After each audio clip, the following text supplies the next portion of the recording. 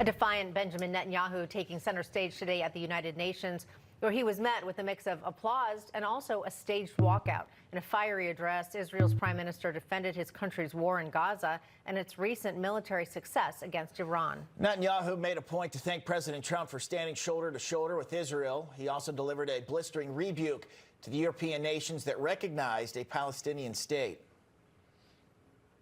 You remember those beepers, the pagers? We paged Hezbollah, and believe me, they got the message. We devastated Iran's atomic weapons and ballistic missiles programs. Israeli fighter pilots and American B-2 pilots bombed Iran's nuclear enrichment sites. I want to thank President Trump for his bold and decisive action. Giving the Palestinians a state 1 mile from Jerusalem after October 7th is like giving Al-Qaeda a state 1 mile from New York City after September 11th. With us now, former Deputy Assistant Secretary of State Joel Rubin, plus Vice President of Policy at the Jewish Institute for National Security of America, Blaise Misztal. Gentlemen, it's a pleasure to have you both. Blaise, I'm going to start with you. Before we get into it, I do want to bring this up, that after Netanyahu's speech, President Trump had this to say about a possible deal in Gaza to end that war. It's looking like we have a deal on Gaza, and we'll let you know. I think it's a deal that will get the hostages back. It's going to be a deal that will end the war. It's going to be a deal with, it's going to be peace. I think we have a deal. Blaise, your thoughts? Well, good afternoon to you. And if President Trump has this deal, I think that is terrific news for everybody, but particularly for Israelis and Israeli families of the hostages. Some 20 living hostages that have now endured almost 2 years of captivity in brutal conditions inside Gaza because they were kidnapped and tortured by Hamas ever since October 7th. And so let us hope that they do, in fact, finally come home. But I think the message that Prime Minister Netanyahu made on the floor of the United Nations today was a very clear one, which is the only peace that's going to come in the Middle East is from the ultimate defeat of not just Hamas, but the whole Iran axis that is out to destroy not just Israel, but the West, and has been waging a war against the West for many years, a war that Israel has been the tip of the spear on and doing a service not just to its citizens, but to Americans and Europeans and all those who love freedom around the world. Joel, I also want to get your thoughts to something else that President Trump said. He also said that he will not let Prime Minister Netanyahu annex the West Bank. Your thoughts to that about that?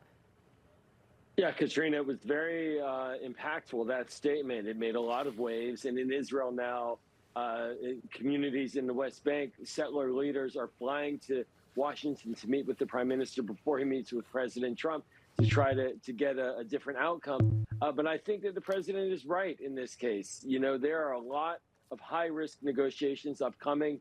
To put an annexation idea on the table would potentially undermine all of those sensitive negotiations, the chance to get the hostages out, and to try to plan for a day after scenario after this war. That is a discussion that really needs to not be held, and I'm glad that the president put it out the way he did. So also in his speech, the prime minister, he claimed that Israel actually provides the equivalent of 5 CIAs to the United States. Here he was. Yeah. General George Keegan, former head of U.S. Air Force Intelligence, once said, if the United States had to gather on its own the intelligence that Israel gives us, we would have to establish 5 CIAs. 5 CIAs. This past June, when Israel struck Iran's nuclear facilities, German Chancellor Merz admitted the truth. He said, Israel is doing the dirty work for all of us. Talk about the relationship, especially when it comes to intelligence sharing.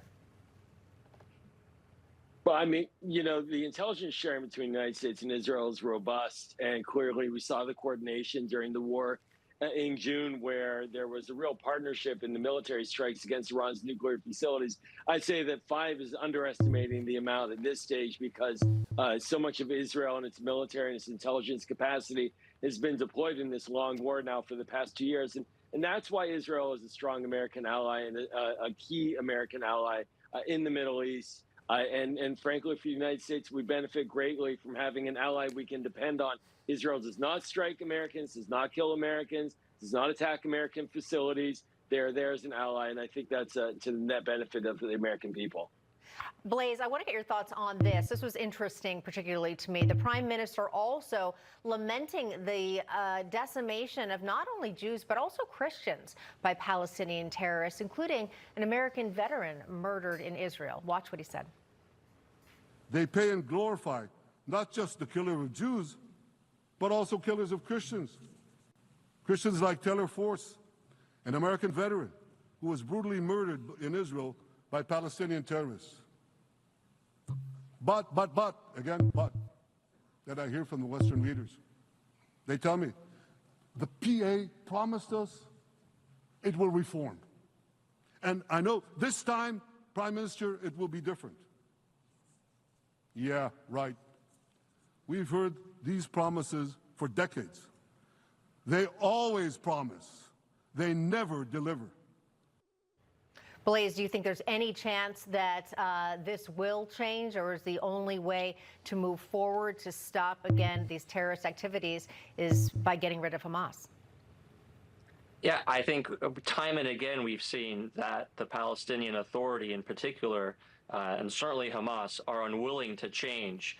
In fact, there's a law named after the U.S. veteran that Prime Minister Netanyahu referred to, the Taylor Force Act, which bars the United States for giving money to the Palestinian Authority so long as it has what is called the Pay for Slay program, where it actually pays families of terrorists who commit crimes against Israelis or Americans. Those terrorists get paid for life by the government. And the Palestinian Authority said it was going to end that program earlier this year. All it did was change it. They moved it to a different ministry under a different law, but they continued making those payments. So we've seen that whenever possible, they will continue to abet and support terrorism rather than making actual changes to allow peace to happen.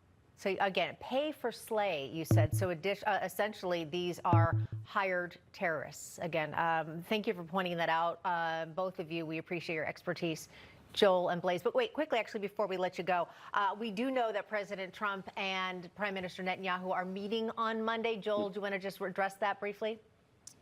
Yeah, it's going to be a big meeting. The president's going to bring up what we've been discussing, the questions of annexation, the 21-point plan he described yesterday.